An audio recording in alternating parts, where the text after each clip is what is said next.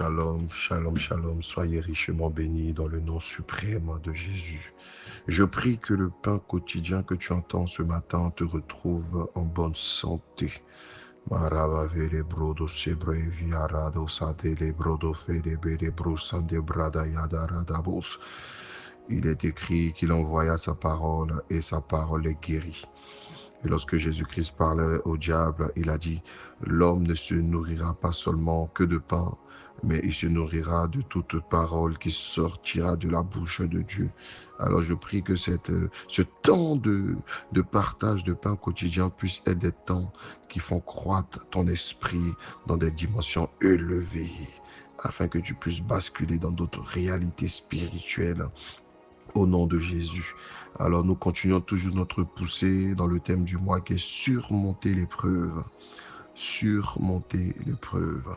Le thème de la semaine, c'est l'épreuve du pouvoir et de la gloire. L'épreuve du pouvoir et de la gloire. Le thème de ce jour, c'est elle en donna à son mari. Elle en donna à son mari. Nous tirons nos thèses de méditation dans le livre de Genèse, le chapitre 3, le verset 6, puis le verset 17. Nous allons nous arrêter au verset 6. Alléluia. Je lis la parole du Seigneur. Il dit à l'homme, puisque tu as écouté la voix de ta femme et que tu as mangé de l'arbre au sujet duquel je t'avais donné cet ordre, tu n'en mangeras point. Le sol sera maudit à cause de toi.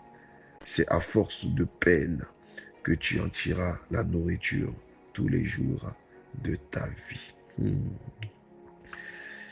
À force de peine que tu en tireras ta nourriture tous les jours de ta vie.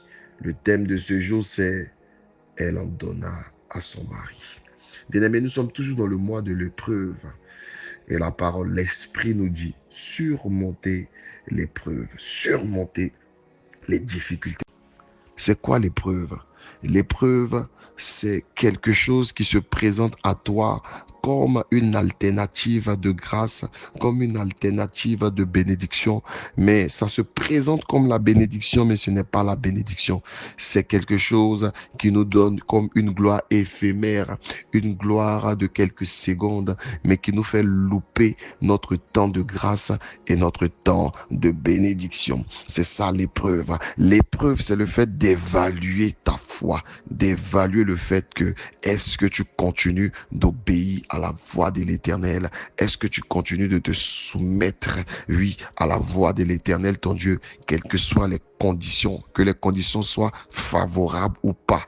Est-ce que tu restes attaché à Dieu?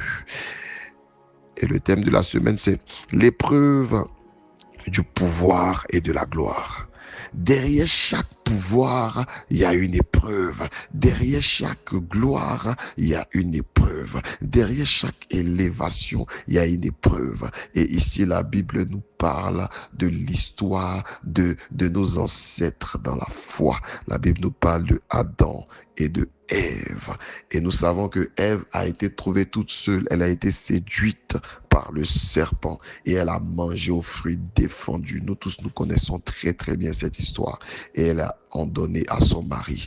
Le mari a cru que lorsqu'il allait dire à Dieu, ce n'est pas moi qui ai décidé, mais c'est l'influence. C'est l'influence de ma femme qui a fait que je suis tombé. Le mari a cru que quand il allait se justifier en disant que cela n'a pas été l'objet de mes investigations ou l'objet de ma pensée, mais j'ai été victime d'une tromperie dont ma femme est tombée dedans. Il a cru que Dieu allait l'épargner des sentences, mais non. Dieu a maudit la terre à cause de lui. Je veux dire à une personne, quel que soit le motif pour lequel tu es tombé, que ce soit par tromperie, que ce soit par un enseignement que tu as reçu, peut-être d'une autorité, cela ne justifie pas le fait que tu sois tombé. Je veux parler à l'esprit d'une personne en ce matin. Je veux parler à l'âme d'une personne en ce matin. Ce test nous montre que nous avons notre destinée entre nos mains. Donc tu ne pourras pas dire que je ne prie pas parce que je ne suis pas dans une église où on prie, ou je ne médite pas parce que je ne suis pas dans une église où on enseigne, où on médite. Tu vas pas pouvoir justifier le fait que tu as échoué dans ta vie parce que tu n'as pas été dans le bon environnement, ou peut-être parce que tu n'as pas été dans le bon endroit. Oui, ici Adam pouvait dire Seigneur, oui, je suis tombé parce que tu as dit que tu vas me créer une aide semblable. Donc cette personne à côté de moi était censée m'aider. C'est pour ça que j'ai écouté sa voix. Non, ici Dieu, quels que soient tes conducteurs, quels que soient tes pasteurs, quels que soient tes frères et sœurs dans le Christ, Dieu t'a donné la possibilité de lire sa parole, de te connecter aux Écritures. Alors, il n'y a aucun motif que tu pourras envoyer devant lui, devant son trône, pour lui dire, Seigneur, je n'ai pas pu obéir parce que peut-être tu m'as donné un mauvais conducteur, tu m'as donné un mauvais responsable. Non, ici, nous sommes responsables de notre destinée.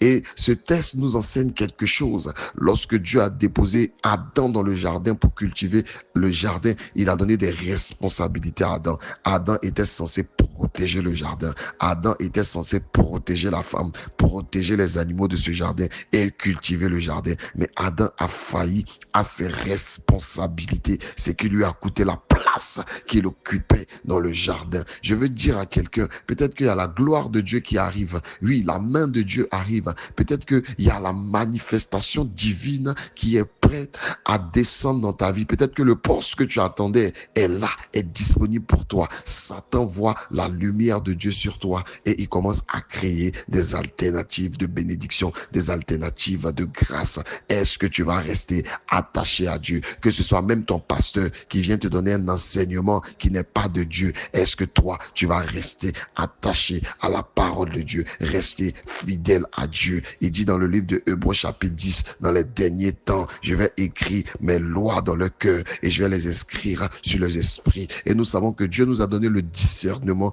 de connaître le bien du mal. La majorité des personnes qui font semblant de ne pas savoir qu'est-ce qui est de Dieu, qu'est-ce qui n'est pas de Dieu, parfois c'est des personnes de mauvaise foi, parce que Dieu a écrit ses lois sur les tables de nos cœurs. Alors, il y a la voix de notre conscience qui nous dit, tu es enfant de Dieu, tu n'es pas digne de faire ces choses, tu es enfant de Dieu, tu n'es pas digne de rentrer dans ce genre d'endroit, tu es enfant de Dieu. Aux autres, cela est permis, mais à toi, ces choses ne sont pas permises. Et il y a toujours une épreuve qui vient te peser dans le monde spirituel pour voir est-ce que tu es lourd, est-ce que tu pèses en prière, est-ce que tu pèses en force, est-ce que tu pèses en esprit pour pouvoir accéder à l'autre dimension. Et c'est en cela que beaucoup sont disqualifiés de la gloire, disqualifiés des bénédictions. Mais ma prière en ce matin, c'est que tu ne te retrouves pas comme Adam en disant, Seigneur, c'est parce que ma femme m'a influencé. J'espère, et ma prière pour toi, c'est que tu ne te retrouves pas déchu de la position que tu as et déchu de la gloire à venir.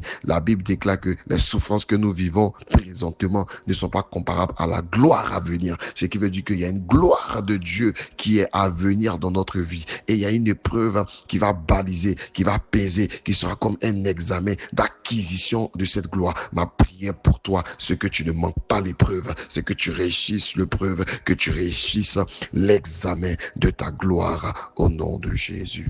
Amen.